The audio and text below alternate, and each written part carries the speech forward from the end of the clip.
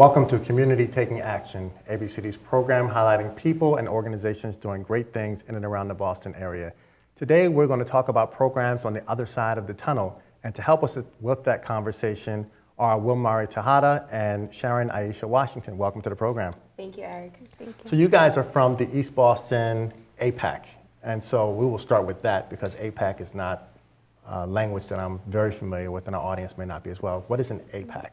It stands for Area Planning Action Council. And basically we have a board of directors that are part of, making sure that basically we get approvals from them. But it's different from the service centers.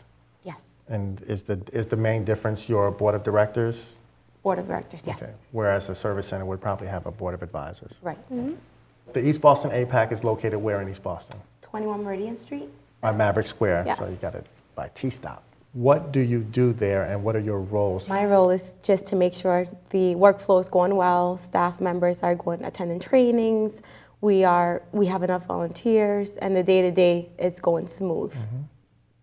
And as a coordinator? I coordinate the various programs that we have going on, as well as help Wilmari with recruiting those interns and volunteers and making sure that they get trained properly. So with all of that, let's just cover some of the main programs in the East Boston APAC, what people generally can expect when they come to the site. So I jump off the blue line at Maverick Station, I walk in and it says East Boston APAC, I walk in, What happens? So they're going to come into our fuel assistance program. As of now, we have served over 700 clients. And basically we help the clients with weatherizing their home, we help them with their gas bill, oil bills. And then we have our tax program, and it's again for all Boston residents who meets the income guideline. And then we have immigration. Immigration. So immigration's the newest service to That's your start at newest East program. Boston. Okay. Right now we're helping people apply for citizenship, acquire and derive citizenship. That would be for children whose parents naturalized, and as well as renewing residency and green cards. Do you do the complex cases or are you doing the simpler process to get to citizenship? Yes, as of now we're doing N400s, which is if you want to become a citizen, and we're doing N600s as well, which is what Aisha just mentioned, to obtain your certificate, and also renewing green cards. And we also have our toys, we have turkeys, we have Summer Works. We currently have a couple of programs that we're bringing into the East Boston APAC, such as It Pays. And Aisha can tell us more a little bit about it. Sure. So It Pays is for teens, and it goes over healthy relationships, wise sexual choices as well. So we have 7 youth participating, and they were all former Summer Works and Yay youth from this past summer, actually. How long is the program? It is 3 weeks, meeting twice a week. What you did in East Boston for seniors? Yes. Shine. Shine. So we have Shine for elders. We have a Shine counselor who comes every other Monday to the office and sits with any clients who need help, which right now is very popular since the Medicare enrollment is open. Was that a social service program or is that the health program? Medicare, Medicaid, I get them confused. I don't want to confuse our audience. What are you referring to? So we're talking about Medicare, the insurance program for health, yes. How do you go about helping a senior make changes to their program? What does that process look like?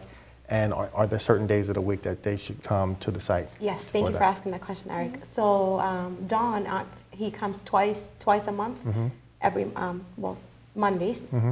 And you would actually have to make an appointment with him, and then he would tell the client exactly what needs to be brought to the appointment, and he takes care of that. And is he from a different program?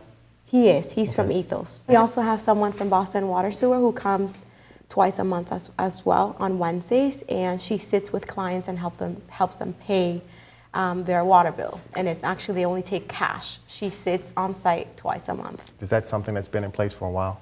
Yes. Okay. So other than water and sewer, do you do other support utility programs or things for homeowners as well? Because we haven't really talked about homeowners much. Yes, actually today we had our first foreclosure prevention counseling clinic at the East Boston site in collaboration with the Mattapan Family Service Center. And that's a program where homeowners would come in and talk to the counselors about their potential mortgages, interest rates going, lower. We have our fuel season that just started November 3rd. Clients can call and make an appointment, and we'll tell them all the required documents needed for their appointment. And so by fuel, you mean just how I heat my home? Yes. Okay. And there's other services with that. You can get your home weatherized as well to keep it warm, Okay. keep all the heat in. And we have our tax season coming up, which we're very excited about. And that is again for Boston residents, low-income clients. We don't have income guidelines as of now, but soon we will. Do you do many of your activities or programs in more than one language? You mentioned that program was in dual language. Yes, we do. Yes, about 60% of East Boston is Spanish speaking, so we do our best to offer as many services as possible in English and Spanish. So when I call up on the phone and I speak Spanish, I will get someone Yes. other than yourselves who speak Spanish? Yes, Wow. at all times. Fantastic. All times, Fantastic. yes. Okay, so please continue. And also, it's a long way off, but Summer Works will be coming up, and those applications will be available online starting in February during your child's February vacation. And we also have Work smart. Work Smart going on now. They're accepting applications presently, and we have them available at our office. And we also have our toys coming up, our toy drive this year. So if any clients want to sign up for that, that list will be open December 1st. And we have turkeys. Our turkey list is open. We just need clients to call and pre-register. You guys who are relatively new to East Boston, just give me a quick snippet on a success story from, I'm sure in the time with all the 700 clients that you've seen, a quick success story before we have to break. So we have one of our interns working with a client who is expectant. The client she was about to get evicted, so we were able to connect her to our housing department, and they are working with the client now to do court advocacy for the client, housing advocacy. And any great challenges? I think our greatest challenges that we face every day is having clients from other, like from Revere, Everett, coming other into us for neighborhoods, neighborhoods, yes, come in for our services and us not being able to help them at the moment, but we are able to refer them out. And for those who are looking for you all, they're from Boston and they Yes. want to get services, they don't have to be from East Boston, do they? Nope, No. anywhere in Boston. Anywhere in Boston? Yes. For those that are trying to reach you guys, just give me the address one more time and then a phone number where someone can reach you. Sure. Address is 21 Meridian Street, and we are about 3 minutes away from Maverick Square, Maverick T Station. By car, by walking, or by By bike? walking. 3-minute walk, and the phone number is 617-567-8857. And as Wonderful. we mentioned before, you can get other languages, including Arabic. Yes. Really? And Yes. Mandarin as well. Yes. Wow. Yes. So there's a lot of diversity going on, and you guys are doing a fantastic job. I want to thank you guys both for coming on the program, and I have learned, and I hope our audience has learned a lot about what goes on in East Boston and how services are being provided to folks. So again, thank you very much for coming on the program. Thank you so Thank much for you. having us. That concludes our program for today. Be sure to catch us on Facebook and Twitter, and if you've missed any episodes, you can get them on YouTube. Thank you for joining our program on Community Taking Action. I am your host, Eric Mitchell. Until next time.